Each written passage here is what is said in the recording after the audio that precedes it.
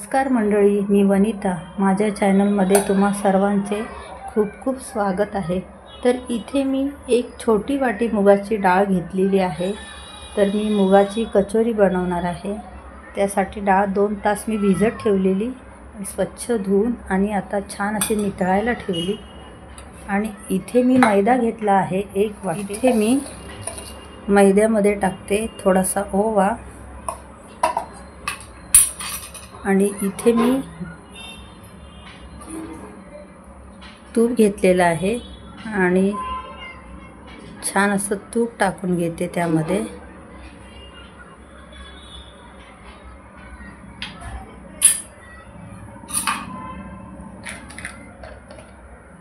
चवीपुरतं मीठ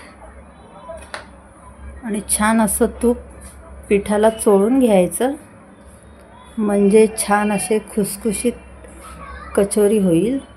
इथे मी थोडं थोडं पाणी टाकून छान असं पीठ मळून घेते. इथे मी छान असं पीठ मळून घेतलेलं आहे.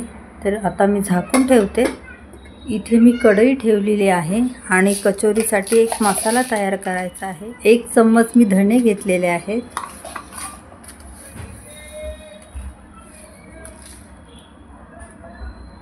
इथे 1 चम्मच बडीशेप घेते. इथे थोडीशी मी काळी मिरी घेतलेली आहे. इथे मी 4-5 लवंग घेतले आणि 1 चम्मच जिरे पण घेते.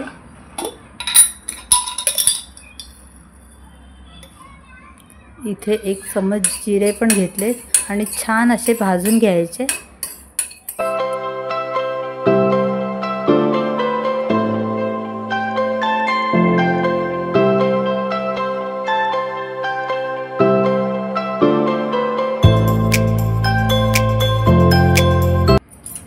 इथं हे सर्व भाजून झालेलं आहे आणि मिक्सरला छान असं क्रश करून घेते. जास्त बारीक नाही करायचं. इथे मी कढई ठेवलेली आणि कढईमध्ये तेल टाकले. तेल पण छान असं तापलेलं आहे. थोडंसंच तेल टाकलं त्यामध्ये आणि इथे सर्व डाळ मी टाकते. डाळ इथे पूर्ण ड्राय करून घ्यायची आहे. इथे मी मसाला फिरवून घेतलेला आहे मिक्सरमध्ये आणि जास्त पण बारीक केलेला नाही, जाडसरच आहे. तर इथे मी फरसाण घेतलेलं आहे. हे फरसाण छान असं चटपटीत आहे. ते सुद्धा मी मिक्सरला फिरवून घेते. इथे मी फरसाण पण छान असं क्रश करून घेतलेलं आहे. जास्त बारीक नाही केलं. डाळ छान अशी मी 15 ते 20 मिनटं छान अशी भाजून घेतलेली आहे. तर इथे मी टाकते हा तयार केलेला मसाला.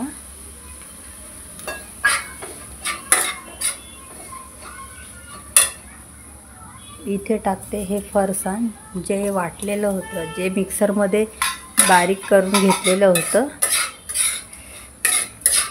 आणि छान असं हे परतवून घ्यायचं आहे. तर यामध्ये टाकते लाल तिखट. किती पाहिजे ते चवीनुसार टाकायचं. आणि इथे टाकते मी गरम मसाला. अर्धा चम्मच गरम मसाला टाकते. इथे मी चवीपुरतं मीठ टाकते.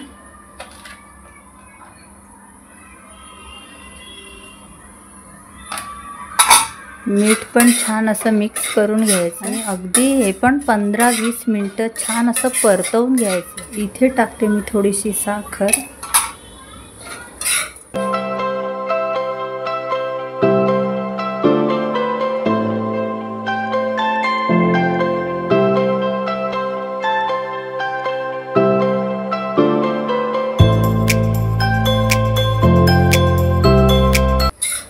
इथे छान असं मी मिक्स करून घेतलेलं आहे आणि ड्राय पण झालेली आहे डाळ. तर आता मी इथे गॅस बंद करते आणि हे स्टफिंग थंड होण्यासाठी ठेवते. इथे हे स्टफिंग छान असं थंड झालेलं आहे. इथे मी आता पीठ बघते. तर थोडंसं इथे पुन्हा मळून घेते. आणि इथे असे छोटे छोटे गोळे करून घ्यायचे.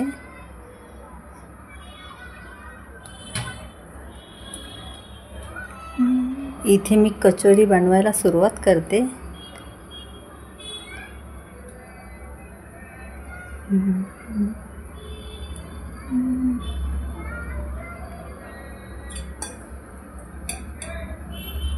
त्यामध्ये हे सारण असं भरून घ्यायचं.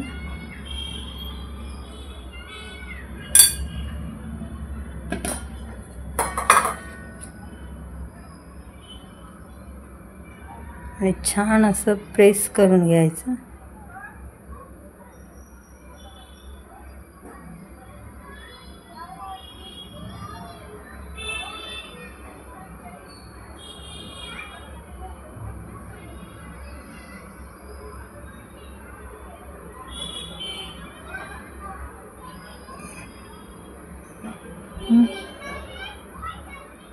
कचोरी फुटली नाही पाहिजे तेलामध्ये.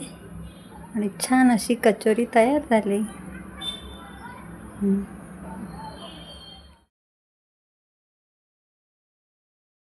इथे मी तळण्यासाठी तेल ठेवलेलं आहे आणि तेल पण छान असं तापलेलं आहे. त्यामध्ये मी एक एक कचोरी सोडते.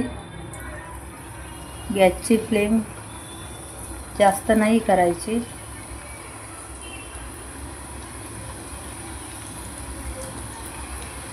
इथे कचोरी छान अशी मंद आचेवर तळायची. इथे छान अशी कचोरी फ्राय झालेली आहे आणि मी आता काढून घेते. गॅस बंद करते.